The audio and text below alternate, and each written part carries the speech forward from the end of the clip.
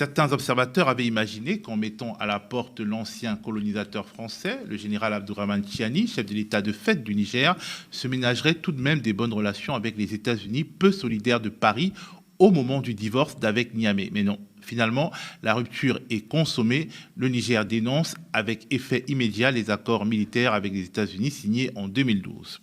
Le courroux de Niamey s'expliquerait déjà par les mauvaises manières supposées d'une délégation américaine qui se serait invitée sans avoir averti les autorités locales. Sous la forme, l'arrivée de la délégation américaine n'a pas respecté les usages diplomatiques. En effet, c'est de façon unilatérale, par note verbale, que le gouvernement américain a informé le gouvernement nigérien de la date d'arrivée et de la composition de sa délégation, ainsi que les autorités nigériennes à rencontrer, sans précision aucune quant à l'objet de sa visite. C'est donc par courtoisie et suivant nos traditions millénaires d'accueil et d'hospitalité que le gouvernement a reçu la délégation américaine. Si l'on en croit le porte-parole de l'organe exécutif de transition, appelé Conseil national de sauvegarde de la patrie, les États-Unis ont manifestement exercé des pressions sur le Niger au sujet de ses relations avec Moscou et Téhéran.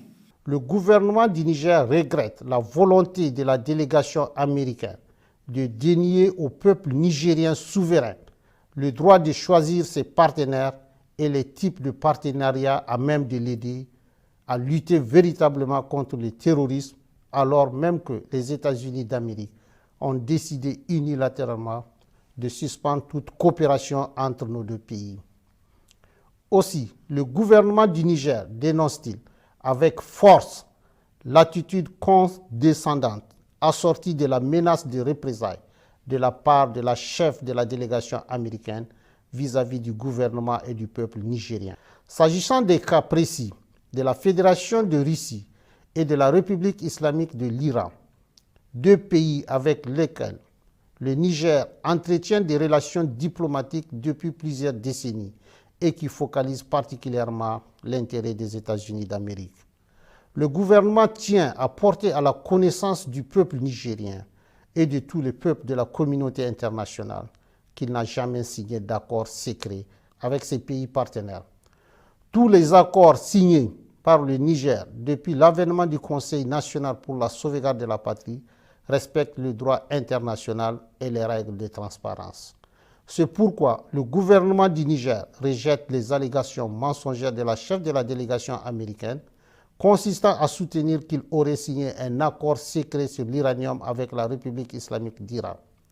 Cette approche cynique, habituellement utilisée pour discréditer, diaboliser et justifier leurs menaces contre les États, ne pas sans rappeler l'exemple de la Seconde Guerre d'Irak.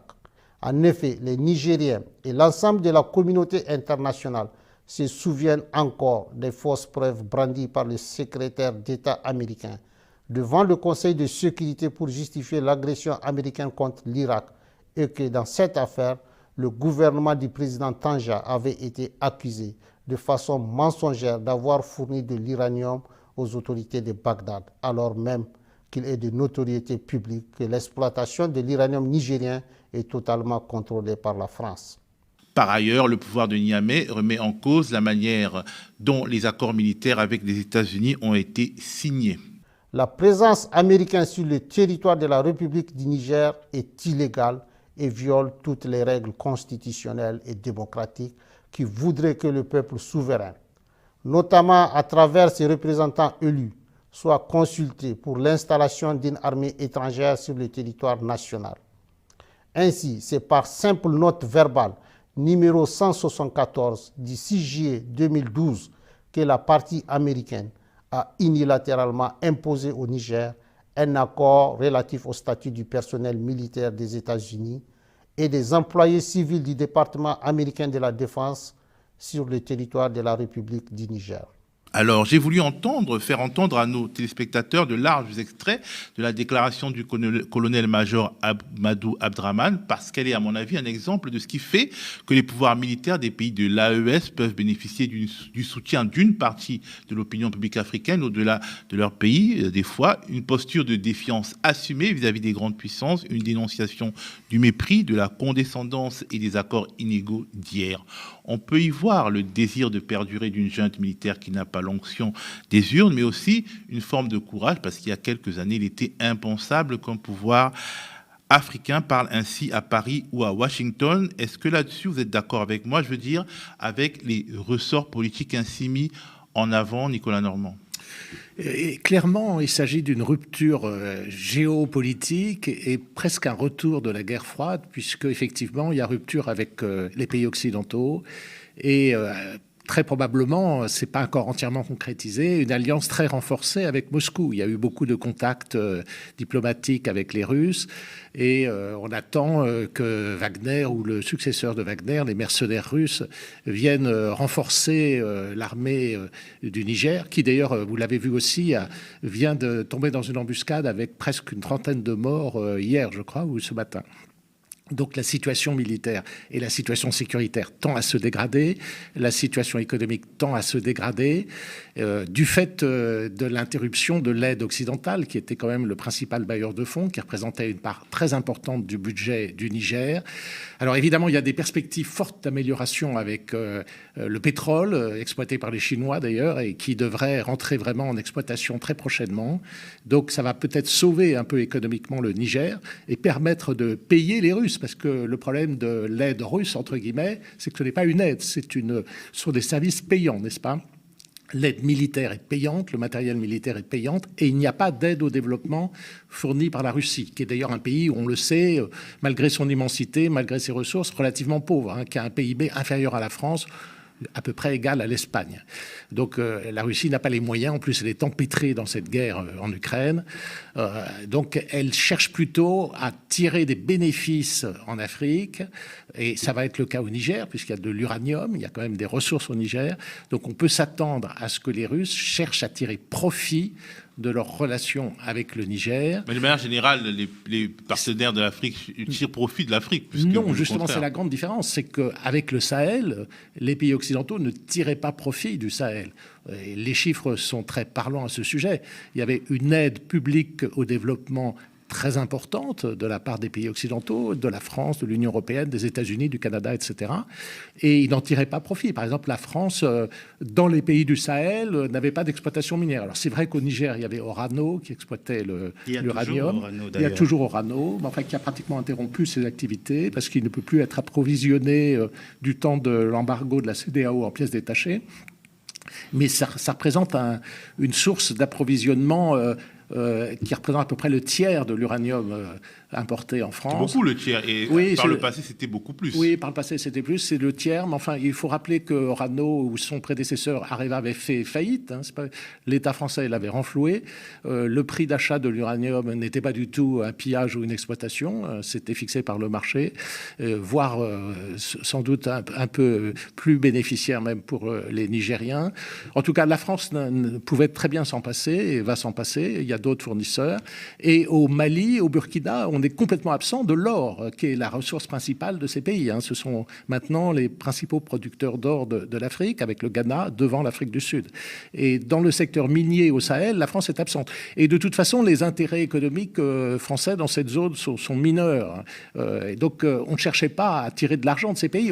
Mais qu'est-ce que cherchait la France? La France cherchait à éviter une déstabilisation de ces pays qui aurait créé des problèmes d'immigration et des problèmes de terrorisme éventuellement, puisque les groupes djihadistes sont en pleine expansion. Pas encore beaucoup au Niger, mais surtout au Burkina et au Mali. Et ça commence à gagner le Niger depuis un certain temps. Donc la France voulait éviter que cette zone se déstabilise et contamine aussi la Côte d'Ivoire, le Sénégal, les pays voisins. En Côte d'Ivoire, la France gagne beaucoup d'argent. Elle ne gagne pas beaucoup d'argent. Et je vous rappelle que le commerce extérieur de la France avec les pays francophones d'Afrique, c'est moins de 1%. Oui, mais en fait, c'est parce qu'aujourd'hui, par exemple, une société ivoirienne comme la Société Générale de Côte d'Ivoire ou alors les sociétés locales de Bouygues n'entrent pas dans le commerce extérieur, mais c'est des gros profits pour les groupes. Oui, non, vous avez raison, il y a des compagnies qui gagnent de l'argent, mais globalement, c'est un partenaire assez marginal dans le commerce extérieur de la France. Et pour prendre le cas, par exemple, du Sénégal, où justement la France est accusée d'avoir une trop forte emprise économique par plusieurs candidats de l'opposition. On parlera du Sénégal. On en parlera. Écoutez, la France n'est pas présente dans le port, n'est pas présente dans la ville nouvelle. Pratiquement, c'est pas elle qui a fait les constructions. C'est pas elle qui avait eu la privatisation du chemin de fer autrefois. C'est pas elle qui va être présente dans l'exploitation du gaz. Le TER, c'est elle, quand même. Oui, il y a le TER. Non, il y a des choses. La France est présente, on va mais parler elle du n'est pas Sénégal. majoritaire. On parlait des États-Unis et du Niger, Fabrice, et je mettais en avant la tonalité du discours du colonel-major Abderrahmane, voilà, qui justement est de nature à parler à la jeunesse, parce que justement, il parle comme par le passé on ne parlait pas. Est-ce que c'est un calcul payant ou bien il peut imaginer des représailles américaines? Ce sont des accents qu'on a retrouvés aussi au Burkina Faso, au Mali. Je pense que c'est un discours qu'on pourrait facilement qualifier de populiste, mais dans le sens aussi d'une adhésion de la jeunesse dont tu parles à ce discours, parce que évidemment il y a ce sentiment-là d'avoir été un peu pillé, on va dire, par les Occidentaux, et c'est là où en tout cas dominé, ça c'est sûr. Je serais peut-être un peu en contradiction avec Monsieur l'ambassadeur, parce que je pense que dans les relations internationales, il y a toujours des intérêts et parfois, évidemment, on observe des chiffres et on ne voit pas une réalité qui pourrait être problématique pour la puissance en place qui déploie des forces militaires comme l'a fait la France avec Barkhane, notamment au Sahel. Je pense qu'il faut contextualiser avec tout ce qui se passe actuellement avec l'AES et cette espèce d'essor collectif de vagues autonomistes et souverainistes et kaki, effectivement. Le cas des États-Unis est quand même particulier parce que après le coup d'État de juillet de l'année dernière, les États-Unis ne s'étaient pas montrés aussi vindicatifs que la France dans leur envie de faire partir le régime militaire en place, et avec quand même réussi à cohabiter d'une certaine façon. Aujourd'hui, les autorités militaires en place dénoncent apparemment, d'après ce qui a été communiqué, un accord unilatéral de la part des États-Unis qui voudrait modifier le statut militaire des forces militaires américaines sur place. Je pense qu'on pourrait reprocher toutes sortes de choses à ces régimes militaires, mais la question du souverainisme, de laisser des peuples disposer d'eux-mêmes est tout à fait indiscutable.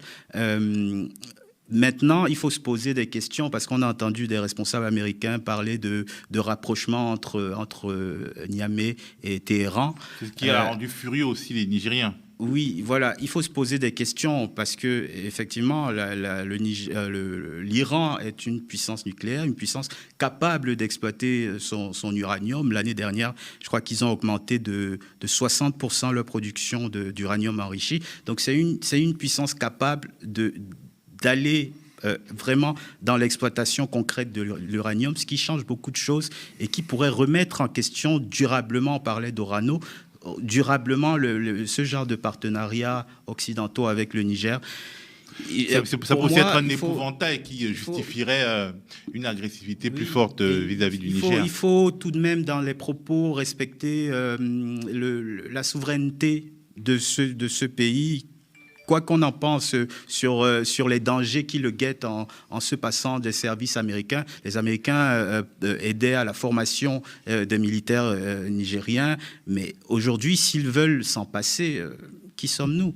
Ils vont les remplacer par les Russes quand même. Donc en sans matière de souveraineté, c'est pas un problème. Est-ce qu'on peut dire que les États-Unis, qui ont joué un peu solo après la mise en difficulté de la France au Niger, ont joué et ont perdu? Est-ce qu'on peut imaginer qu'ils n'exercent pas au final des représailles pour l'affront? Non, enfin oui, effectivement, ça se retourne un petit peu contre eux, mais il y avait beaucoup de choses à dire par rapport à ce qui ont été dit par les autres invités. Moi, j'aimerais revenir juste sur quelque chose, c'est que quand même, ce que dit dans son communiqué le CNSP, Première chose, cette délégation est arrivée sans respecter un ordre protocolaire et cette délégation a tout fait pour rencontrer Tiani. Cette délégation n'a pas été reçue par Tiani. Ils ont eu 2 jours de discussion, 2 réunions en fait avec, je crois que c'était le Premier ministre. Il faut raconter, ces discussions se sont très mal passées. Ça a été dit en langage diplomatique, mais en fait d'abord ça s'est très mal passé. Ensuite, il y a eu quelques, pas fausses informations, mais des choses qui ont été dites qui étaient mineures. Par exemple, le retour de l'ordre constitutionnel qu'auraient imposé les États-Unis était finalement n'est intervenu que dans la 2e discussion. Dans la première discussion, c'était autre chose. C'était d'autres choses. Les Nigériens ont des choses à reprocher aux États-Unis. Il faut quand même pas l'oublier. Normalement, les États-Unis avaient suspendu leur coopération à partir du moment où ils avaient reconnu que Tiani était issu d'un coup d'État. Et pourtant, ils ont continué à survoler le pays avec des drones, à faire de la surveillance, et sans jamais même dire pourquoi au pouvoir nigérien.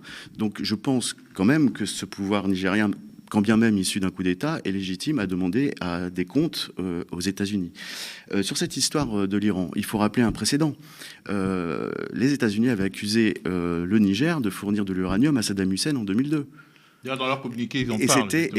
c'était bien sûr une fausse information qui a été utilisée pour ensuite envahir l'Irak.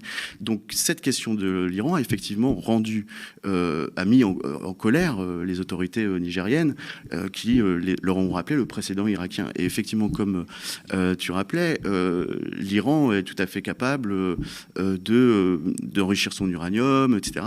Donc ils disent simplement on fait ce qu'on veut. Et il y a un autre point, c'est que après le coup d'État, les États-Unis avaient déplacé leurs militaires de Niamey vers la base d'Agadez notamment, et ils voulaient ramener leurs militaires à Niamey, mais ils imposaient qu'il n'y ait aucun Wagner, aucun milicien russe.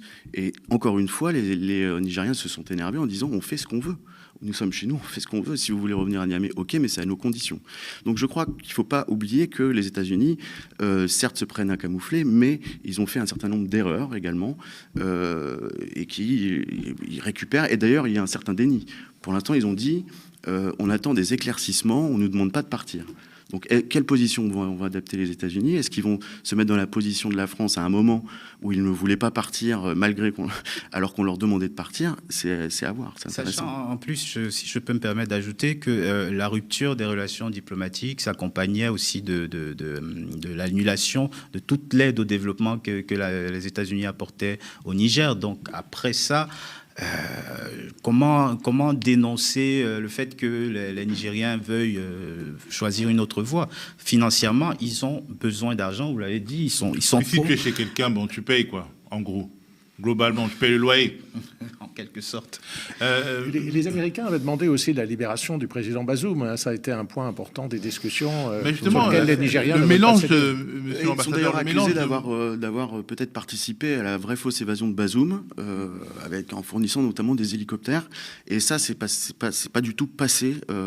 C'est resté en travers la gorge des autorités nigériennes. Donc. Alors, le problème, c'est que le mélange de questions qui relèvent de l'éthique, de la moralité et des questions pragmatiques, c'est un peu la marque de fabrique des Occidentaux, et ça irrite beaucoup les Africains. C'est-à-dire, on vous parle de notre positionnement militaire, de ce qu'on veut gagner sur le terrain, mais on vous parle aussi de vos devoirs démocratiques. C'est un mélange qui, au final, vise à se légitimer moralement pour obtenir, par ailleurs, des gains géopolitiques. J'aimerais, vous avez travaillé en Afrique, dans des pays où les États-Unis étaient aussi présents. Est-ce qu'on peut dire que les États-Unis comprennent les subtilités et des fois les vexations potentielles de leurs interlocuteurs africains? Est-ce qu'ils comprennent bien, d'un point de vue sociologique, à qui ils ont affaire en Afrique subsaharienne francophone, sans dire comme Chirac qu'ils ne connaissent pas l'âme et la psychologie de l'Afrique de l'Ouest? Vous avez raison, mais ce reproche ne vise pas que les Américains et peut-être encore plus les Français. Il y a un gap, vraiment une divergence culturelle et un problème de compréhension réciproque, en particulier de la part des Occidentaux vis-à-vis des Africains. Et ils ont beaucoup de mal à se mettre à leur place, à comprendre leur psychologie, aussi le traumatisme de la colonisation, par exemple, pour les Français. Quand on laisse une force comme Barkhane pendant 8 ou 9 ans au Sahel, c'est faire fi du souvenir, du traumatisme, qu'on est l'ancienne puissance coloniale. On ne peut pas faire n'importe quoi quand on est une ancienne puissance coloniale. Et même quand une armée occidentale comme Serval ou Barkhane tue des Africains, fussent-ils terroristes, c'est quand même un tabou que moi je croyais devoir respecter, qu'une armée d'une ancienne puissance coloniale ne doit pas tuer des Africains en Afrique. Elle peut aider les armées africaines à se défendre contre des agressions ou du terrorisme, mais elle ne devrait pas le faire elle-même. Je crois des fois, elle tue des adolescents, elle ne le reconnaît pas. Oui. Alors, mais d'une façon générale, il y a une difficulté à comprendre la culture, les préoccupations des pays africains, des populations africaines. Ça explique beaucoup de malentendus entre la France ou les États-Unis et les pays africains. Alors, le cas du Niger, probablement aussi. Alors, c'est vrai, vous dites, la diplomatie des pays occidentaux mêle les questions de droits humains, de droits humanitaires, de défense de la démocratie et des intérêts économiques. Et stratégiques. Et c'est à géométrie variable, je suis voilà. désolé. Mais il faut reconnaître que la diplomatie des pays occidentaux se tire une balle dans le pied, puisqu'on gère des principes contradictoires. N'est-ce pas? Même chose avec la Chine. On voudrait faire du business avec eux, mais on critique la situation des Ouïghours, qui sont des musulmans opprimés en Chine. On ne peut pas avoir le beurre et l'argent du beurre, mais néanmoins, on défend des principes contradictoires. Ça fait partie des faiblesses et des caractéristiques aussi de la diplomatie occidentale. Faut-il être, comme le voudrait Trump aux États-Unis ou les Russes, être purement pragmatique, ou les Chinois aussi, oublier totalement la situation, par exemple, d'un régime dictatorial qui opprime, qui massacre éventuellement sa population? Faut-il faire du business avec eux quand même? Ça, c'est la position des Chinois et des Russes. C'est pas la position des Occidentaux. Mais les Occidentaux sont hypocrites dans la mesure où il y a un deux poids deux mesures Oui, permanent. C'est un peu ce que voulait dire Fabrice. Non, c'est vrai qu'il y a deux poids deux mesures. Que sur la situation de Gaza, les États-Unis en particulier. Pas besoin d'aller jusqu'à Gaza, en Afrique, avec le Tchad, la politique française. Sur le Tchad, c'est un cas un peu particulier. Si vous voulez. C'est un pays instable, fragile, qui était menacé de déstabilisation. Oui, mais le Tchad, vous savez bien que c'est un régime militaire assez minoritaire, comme les États du et assez autoritaire qui dirige ce pays. Et donc, il y avait un risque de déstabilisation. Donc là, la question de la stabilité du pays est passée avant, effectivement, la question des droits de l'homme. C'est toujours la stabilité du Mali. C'est toujours une question d'arbitrage entre des objectifs antagoniques qui est assez difficile à faire et qui, de ce fait, peut toujours être critiqué. Sur cette compréhension d'ailleurs des Africains, c'était intéressant ce que vous disiez, monsieur l'ambassadeur, mais les Américains, il faut savoir comment est une base américaine. Hein. Ils arrivent, ils montent une base et ils vivent en autarcie. Et chez les Nigériens, c'est quelque chose qu'ils ont remarqué, qui les embête beaucoup. C'est-à-dire qu'en fait, le pays ne bénéficie absolument pas de cette présence d'un point de vue économique. Et c'est un des reproches qui est fait également. C'est-à-dire le fait que les Américains viennent et c'est comme s'ils ne vivaient qu'en autarcie chez eux sans se préoccuper finalement c'est pas des le cas autres. De Barkhane, hein, non, c'est pas le cas. C'est moins le cas des forces françaises en général, qui sont beaucoup plus ouverts sur la population avec lesquelles ils ont des échanges, notamment pour l'alimentaire, pour ce genre de choses. Les Américains, c'est pas le cas. Ils importent tout pour eux, etc. Ils vivent totalement en autarcie. Et ça, je pense aussi que du point de vue des populations africaines, en tout cas nigériennes pour ce qui nous occupe, peut être un reproche important à entendre. Alors, monsieur l'ambassadeur, est-ce qu'au fond, cet épisode signifie que les pouvoirs militaires des pays de l'AES ont choisi résolument leur camp sur le terrain géopolitique à l'heure où l'ancien colonisateur, la France, assume une adversité frontale contre Moscou? Est-ce que c'est un chemin de non-retour, cette crise avec les États-Unis? Non, ce n'est pas un chemin de non-retour. Les régimes s'appellent eux-mêmes de transition. Donc, ils admettent que ça va changer au bout d'un moment. Et le changement risque d'être assez radical aussi parce que, alors, au-delà du Niger, dans le cas du Burkina et du Mali notamment, on voit bien que la situation se dégrade sur le plan économique, sur le plan sécuritaire. Par exemple, au Mali, il y a presque plus d'électricité. Enfin, il y a des coupures très importantes. La population commence à se plaindre parce que, effectivement, ils ont rompu avec les aides occidentales qui étaient importantes. Mais la population humiliée justement par les embargos ne retournera pas aux Occidentaux. Mais d'abord, il y a beaucoup de scénarios. Il y a beaucoup de scénarios envisageables. D'abord, il se peut que, pour des raisons de besoins économiques, des raisons pratiques, pragmatiques, les colonels des juntes, enfin notamment au Mali, se disputent entre eux, n'est-ce pas, entre les radicaux qui veulent vraiment miser entièrement sur la Russie Russie, mais la Russie n'a pas grand-chose à donner en pratique, et ceux qui veulent dire, ceux qui disent il faut se rapprocher, se rabibocher avec les Occidentaux pour obtenir un renouveau de l'aide budgétaire, de l'aide économique. Il va y avoir des tensions dans la junte, au Mali notamment, très probablement. Ensuite, la situation est de plus en plus hors contrôle sur le territoire, au Burkina, au Mali et bientôt au Niger. Donc, oui, c'est pire qu'avant. Oui. Moi, je ne suis pas un défenseur de Barkhane. Je fais beaucoup de critiques à Barkhane. On pourra en parler si vous voulez.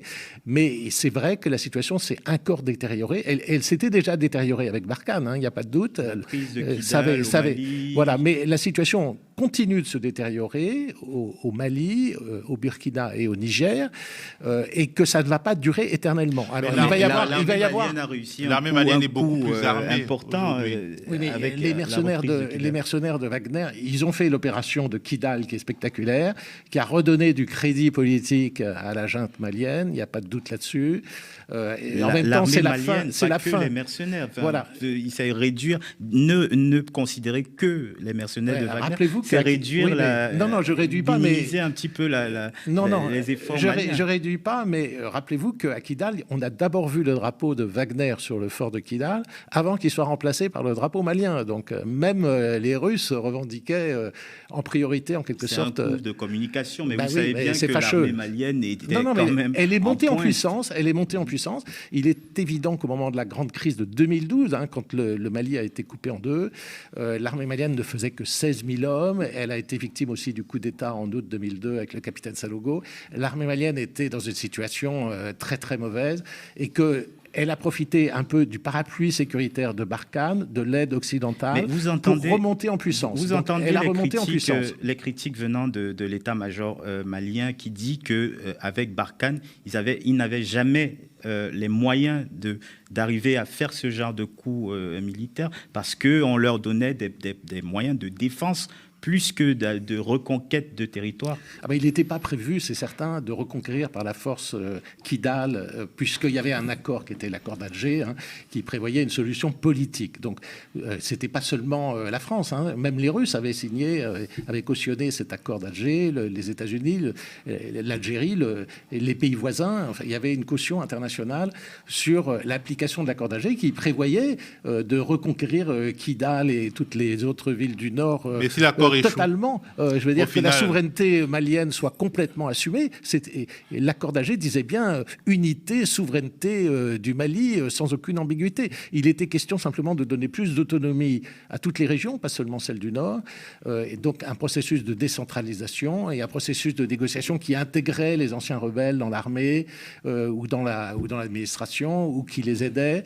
Ce processus, il avait du plomb dans l'aile, personne ne voulait vraiment l'appliquer. Tout le monde le désarmement n'a jamais été totalement les mouvements armés ne facilitaient pas. Mais dans ce cas, justement, force revient à la souveraineté de l'État. Oui, mais qui ne peut pas être surmis sur le même plan qu'un groupe. Mais c'est un peu dommage qu'un processus politique ait échoué. Et quand ça échoue, on en prend acte.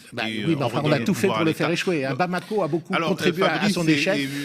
Ça aurait été mieux. Il faut donner la parole à ça aurait été mieux que ça fonctionne, parce que actuellement, les rebelles, ex-rebelles, sont redevenus des rebelles. Donc il y a un nouveau front qui a été ouvert. En plus, une partie d'entre eux vont aller rejoindre les djihadistes, comme on le voit déjà. Donc, si vous voulez, la reconquête de Kidal, c'est une bonne chose. C'est important que ce soit sous souveraineté malienne, mais c'est dommage que les rebelles restent des rebelles, voilà, et menacent pour l'avenir. Oui, non, c'est très intéressant. Par contre, il y a deux points sur lesquels on focalise beaucoup en fait sur les nouvelles alliances du Mali, du Burkina Faso, du Niger, de l'AES finalement, et on oublie de regarder aussi, de faire un pas de côté. Et en fait, c'est très intéressant ce qui est en train de se passer, notamment avec le Maroc. Le Maroc qui est en train de se rapprocher de l'AES. Je pense que l'AES a envie également de tisser de nouvelles relations avec les partenaires de la région. Moi, je trouve que cette direction est intéressante. Regardons, les problèmes, peut-être l'arrivée de la Russie, mais regardons aussi ce qui va se passer avec les autres partenaires, et notamment le Maroc. Je trouve que c'est intéressant. Et un autre point qui n'a pas été soulevé, qui fait partie également des reproches, je pense, que le Niger a pu exprimer auprès près, notamment de l'Europe, enfin de l'Union européenne, peut-être un peu moins des États-Unis, mais au moins de l'Union européenne, c'est cette question des migrations que vous abordiez tout à l'heure, monsieur l'ambassadeur, qui est le fait qu'on a imposé la fermeture de ce qu'on appelle la porte du désert, Agadez, et d'ailleurs qu'ont fait la junte il y a peu de temps, ils ont rouvert la porte du désert, qui était en fait ces migrations, un moyen de subsistance de beaucoup de Nigériens à Agadez, les passeurs, etc., le trafic frontalier. Faut-il encourager cela? Je ne dis pas qu'il faut encourager, je dis simplement que finalement, symboliquement, rouvrir la porte du désert, c'est aussi répondre à une aspiration qui existait sur place, à savoir qu'on avait appauvri finalement pas mal de personnes qui vivaient de ces transhumances. Alors et ceux qui meurent dans ces transhumances. Malheureusement, bien sûr, je suis absolument d'accord, mais quand on l'a fermé, ces trafics continuaient sur des routes encore plus dangereuses. On ne peut pas omettre ça non plus de le dire, on ne peut pas omettre de dire ça, que quand on a fermé par cette stratégie de vouloir bloquer absolument ces migrations continuaient et passaient sous le radar, et c'était pire sur des routes encore plus dangereuses. Je vous conseille le film Moi Capitaine, qui est absolument magnifique sur cette question, qui est sorti il y a quelques semaines, mais vraiment cette question des migrations, il faut aussi en parler, et la politique de l'Union européenne sur ces questions migratoires, on peut aussi en parler, peut-être la regarder, la critiquer, ou en tout cas l'analyser. Mais justement, l'Union européenne qui a financé une force aux frontières, notamment du Sénégal, Frontex. Garci, je pense. Oui, c'est la garde civile espagnole pour l'essentiel, mais qui travaille pour Frontex. Et qui a été détournée par le gouvernement sénégalais pour mater les manifestations. Donc, bon. Ça, j'espère que non.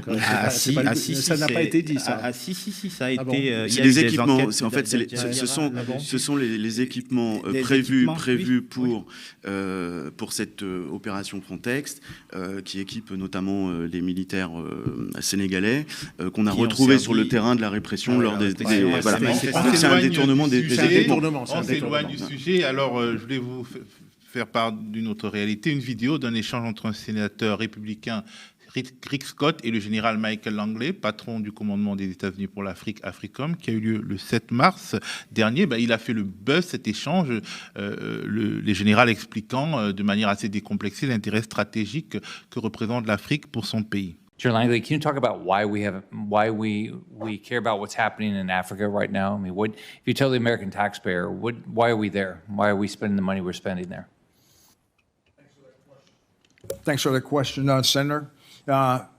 For access and influence, I'd say that a number of countries are at the tipping point of actually being captured by the Russian Federation, as they are spreading some of their false narratives across Libya. And from a strategic answer piece, access and influence across the whole Maghreb, that is NATO's southern flank. We need to be able to maintain access and influence across the Maghreb, from Morocco all the way to Libya. The PRC and Russia are also remaining exploitative where possible and coercive when necessary. They want that ground. They want power projection capabilities. So for the most part, the rest of the continent is also for mining concessions, whether it be gold or rare earth minerals. Both of them have a long-range plan. But I think at the accelerated pace, the Russian Federation is really trying to take over Central Africa as well as the Sahel. Alors les États-Unis, de manière assez honnête, décrivent leur intérêt stratégique contre la Russie, mais comme les autres grandes puissances, ils ne pensent pas les Africains comme interlocuteurs, parce que sinon on serait dans du donnant-donnant. Mais là, c'est pas vraiment le cas. C'est-à-dire, je suis chez toi, je te paye pas, je te punis, je te dis pas ce que je fais. C'était un peu la stratégie américaine au Niger. Rester au Niger, ne pas considérer comme légitime les autorités locales, mais rester et faire à peu près ce qu'on veut, alors qu'on considère que d'un point de vue stratégique, peut-être pas économique, mais en tout cas d'un point de vue stratégique, c'est extrêmement important. Donc, il faut savoir, justement, est-ce que c'est pas ça qui est un peu inentendable? On dit que c'est important, mais les personnes qui doivent nous donner la clé de ce qui est important ne sont pas importantes. Mais ce qui est important, c'est que le Sahel est en train de devenir la principale base du terrorisme mondial. On a vu les statistiques évoluer. Jusqu'à récemment, l'essentiel du terrorisme, c'était l'Afghanistan et le Moyen-Orient, notamment la Syrie et l'Irak. Et dans les statistiques, aujourd'hui, on a pratiquement la moitié des attentats terroristes mondiaux qui se situent au Sahel. Et d'année en année, la proportion des attentats au Sahel augmente dans le terrorisme mondial. Et pour l'instant, on n'a pas encore observé une véritable migration des cadres de l'État islamique et de Al-Qaïda vers le Sahel, même si quand même ce sont largement des mouvements encadrés par ces deux centrales d'origine moyen-orientale. La crainte, c'est que si le Niger, le Burkina et le Mali s'effondrent en tant qu'État, ce qui n'est pas impossible, ça devienne des centres nouveaux du terrorisme international, comme l'était autrefois, il n'y a pas si longtemps, l'Irak et la Syrie avec Daesh, n'est-ce pas? Ça pourrait justifier justement de ne pas arrêter l'aide au développement, l'aide humanitaire, de ne pas punir le pays parce qu'il y a un nouveau régime, par exemple. Oui, mais enfin là aussi, on est effectivement dans des contradictions entre vouloir défendre la démocratie ou défendre les intérêts stratégiques. Au Gabon et au Tchad, on ne voit pas la même attitude. C'est pour ça que les États-Unis, malgré le coup d'État, avaient maintenu leurs hommes sur place, leurs militaires, en disant, au fond, on a des intérêts convergents avec le Niger, qui est de lutter contre le terrorisme. Bon, il se trouve que le Niger, finalement, a rejeté l'aide américaine, mais les Américains sont frustrés de ne pas pouvoir lutter contre le terrorisme au Sahel. C'était ça leur intérêt stratégique. Lutter contre la Russie aussi. Non, mais lutter contre la Russie, elle est là de façon temporaire. Il ne faut pas se faire d'illusions. En tout cas, ils en parlent. La Russie, elle va être rejetée aussi. C'est les prochains qui vont être rejetés. Quand les régimes en auront assez de les payer et de voir que la situation continue de se dégrader, que d'autre part, ils n'apportent pas d'aide économique et financière, ils vont être rejetés aussi. N'est-ce pas? Il y a une volonté de changement. C'est normal. Quand la situation va mal, on veut changer. On essaye quelque chose de nouveau. Si la chose nouvelle ne fonctionne pas non plus, elle va également être balayée. Ça, c'est clair pour moi. Fabrice. Je crois que vous sous-estimez énormément la profondeur des relations qui se tissent depuis des années. Hein. Ça ne date pas de la dénonciation des accords militaires avec la France ou avec les États-Unis, mais les relations entre la Russie et ses États est quand même assez lointaine. Et l'URSS, vous voulez dire? L'URSS auparavant et la Russie aujourd'hui. La Russie, à partir du moment où ça s'est appelé Russie en 91, ils ont arrêté tout en Afrique. Oui, alors, et se dire qu'aujourd'hui, malgré le front en Ukraine, la Russie continue à développer ses relations. Imaginez juste que la guerre en Ukraine cesse dans les prochaines années, j'espère, les prochains mois, j'espère aussi. C'est évident que ces relations vont aller croissantes. Aujourd'hui, il y a une espèce d'optimisme dans les relations entre l'AES et la Russie. Je doute que ça cesse tout de suite. Et je vous trouve très pessimiste aussi sur la capacité de ces États à survivre, en quelque sorte. Vous avez dit plusieurs fois qu'il pourrait avoir un effondrement. C'est votre prospective, votre vision en tant que diplomate, peut-être. Mais je pense que ces États sont suffisamment solides et l'ont démontré, même si, effectivement, vous dites que la situation sécuritaire est pire qu'avant. Mais je crois qu'ils tiennent quand même. Ils tiennent. Et aujourd'hui, j'ai envie de voir le verre à moitié plein et de me dire que même si ils sont partis un peu en rébellion contre les puissances occidentales, ils ont leur sort entre leurs mains et c'est ça l'optimisme qui est en train de régner au sein de leur population. On a beau les qualifier de complotistes, tout ce que vous voulez, le fait que ces peuples aient leur sort entre leurs mains, c'est pour moi la principale chose qu'on devrait retenir et continuer de la soutenir si la question de la lutte contre le terrorisme nous importe vraiment. Non, là, je suis d'accord avec vous. Juste une réaction. Je suis d'accord qu'il y a un côté positif, c'est le peuple, les élites, j'espère aussi, qui se prennent en main, qui se veulent souverains, qui ne veulent pas se voir imposer un agenda de l'extérieur. Ça, c'est une bonne chose. Si ça s'accompagne de lutte contre la corruption et d'efficacité administrative. Donc ça reste à voir. Maintenant, sur les Russes, je pense qu'en fait, ils ne sont pas là pour rester longtemps. Ce qu'ils souhaitent, au fond, c'est que ces pays se déstabilisent pour créer des problèmes aux Occidentaux. Ils sont là, en fait, dans le contexte du conflit avec les pays occidentaux, donc dans le contexte de la guerre de l'Ukraine. Ils sont là pour créer des difficultés aux Occidentaux. Ou bien pour remplacer des les Occidentaux. difficultés en matière de propagande et de réseaux sociaux, vous savez qu'ils sont très actifs.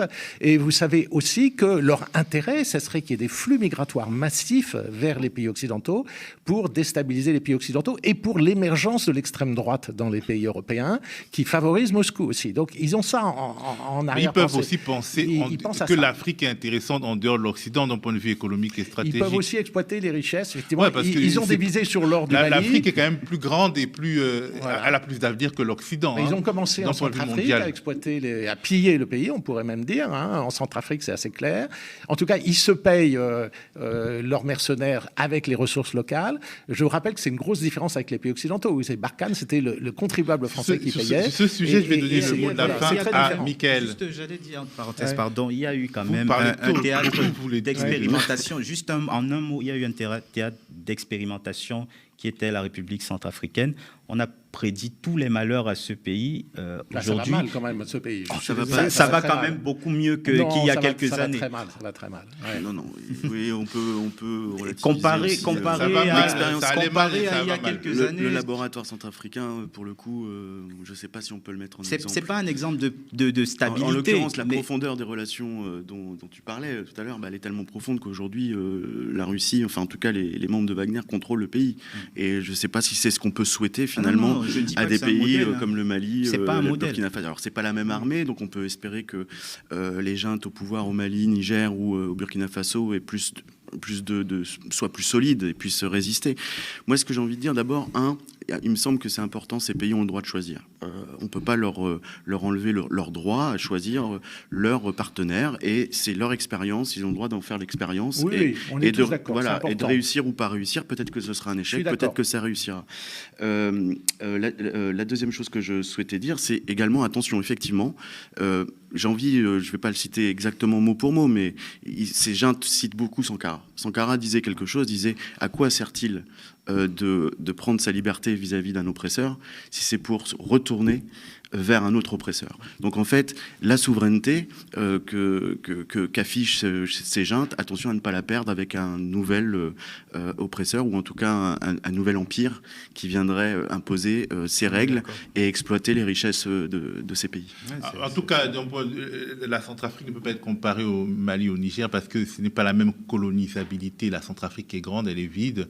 Le Mali et le Niger, ils sont quand même des pays plus riches, plus dotés d'une plus forte culture internationale. Les structures de l'État aussi, les structures militaires ne sont pas les mêmes. C'est pas pareil.